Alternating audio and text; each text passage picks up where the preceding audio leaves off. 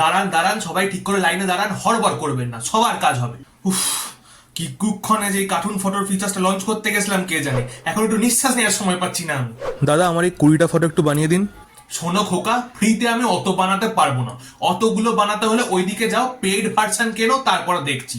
সক্ষম নয়। এদিন দিদি আপনার 5টা ফটো দেখে নিন। এ বাবা, এই ফটোটা কেমন একটা বানিয়ে দিয়েছেন, একদম কিউট হয়নি, আর একটা বানিয়ে দিন। শোনো খুকি, আমি তোমার বয়ফ্রেন্ড নই যে তোমার এসব ঢংগুলো আমি সহ্য করবো। পোষালে ভালো, না পোষালে ফটো। নেক্সট।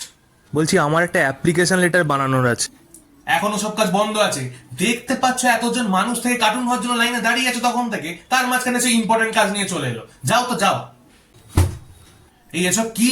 আমার গ্যালারির সব ফটো, ওই ঘিবলি না হেবলি একটু বানিয়ে দিন তো। এই এতগুলো ফটো আমি করতে পারবো না। পেড ভার্সন নেওয়া আছে আমার, পারবো না মানে? এ কি হলো? সার্ভার ডাউন আছে এখন, কিচ্ছু করার নেই। দাদা আমার একটা ফটো একটু বানিয়ে দেবেন? এখন আর হবে না। দিন না দাদা, একটাই তো ফটো।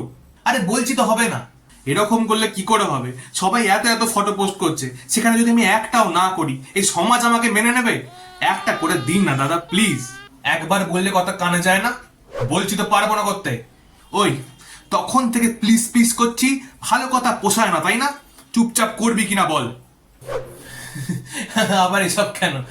দিন না দিন, একটা কেন, যতগুলো দেবেন ততগুলো করে দেবো।